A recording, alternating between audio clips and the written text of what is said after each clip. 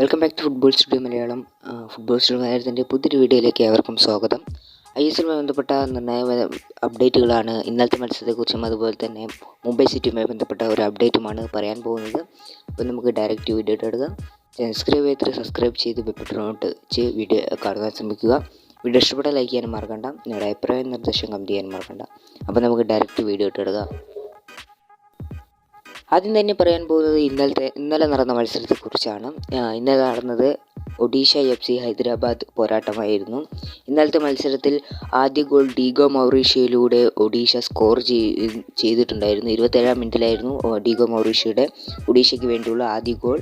പിന്നീട് Roy കൃഷ്ണയിലൂടെ first half അവസാനിക്കുന്നതിന് തൊട്ട് മുൻപ് 45-ാം മിനിറ്റിൽ ഒരു ഗോൾ കൂടി അടിച്ചുകൊണ്ട് ഫസ്റ്റ് ഹാഫ് അവസാനിപ്പിക്കുകയും സെക്കൻഡ് ഹാഫിൽ ഡീഗോ മൗറീഷ്യ തന്നെ 75-ാം മിനിറ്റിൽ ഒരു ഗോൾ കൂടി നേടിക്കൊണ്ട് ഗോൾ വേട്ട അവസാനിപ്പിക്കുകയാണ് ഉണ്ടായത്. അങ്ങനെ 3-0 എന്ന സ്കോറിൽ ഇന്നലത്തെ മത്സരം ഒഡീഷ FC ഹൈദരാബാദിനെതിരെ എതിരില്ലാത്ത 3 ഗോളുകൾക്ക് വിജയിച്ച് കയറുകയാണ് ഉണ്ടായത്.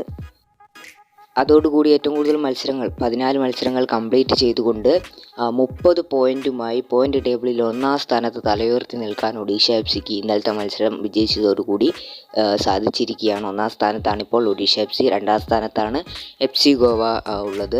ബ്ലാസ്റ്റേഴ്സ് 3-ാം സ്ഥാനത്തുമാണ് ഇപ്പോൾ നിലവിലുള്ളത്.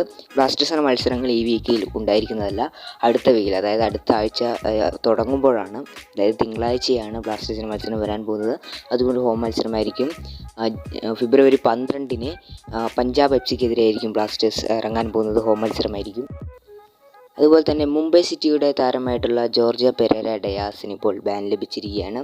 ബാൻ എന്ന് വെച്ചാൽ ഒരു ശിക്ഷാ കാലാവധി, ഒരു വിലക്ക് ലഭിച്ചിരിക്കുകയാണ്. ISLല് 4 മത്സരങ്ങൾക്കാണ് ജോർജിയ പെരേര ഡയാസിന് വിലക്ക് ലഭിച്ചിട്ടുള്ളത്. കാരണം മറ്റൊന്നുമല്ല, സൂപ്പർ കപ്പിലെ ഫൈനലിൽ ചെറിയ വാഗ്വാദങ്ങളൊക്കെ ഉണ്ടായിരുന്നു. അതുപോലെ തന്നെ അദ്ദേഹം നടുവിരൽ പ്രയോഗിച്ചിട്ടുണ്ടെന്നാണ് അറിയാൻ സാധിക്കുന്നത്. അതുകൊണ്ട് തന്നെ ജോർജിയ പെരേര ഡയാസിന് ഇപ്പോൾ 4 മത്സരങ്ങൾ വിലക്കാണ് AFF.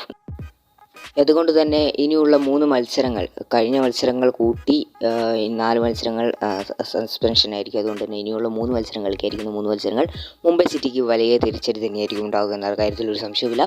വീഡിയോ വൈൻഡപ്പ് ചെയ്യാണ്. ഇതുപോലുള്ള ISL ഇന്ത്യൻ ഫുട്ബോൾ അപ്ഡേറ്റുകൾക്കായി ചാനൽ സബ്സ്ക്രൈബ് ചെയ്ത് വീഡിയോ ഇഷ്ടപ്പെട്ട ലൈക്ക് ചെയ്യാൻ മറക്കണം. മറ്റു വീഡിയോ വ്യത്യാസം കണ്ടുവിട്ടാം. Thanks for watching.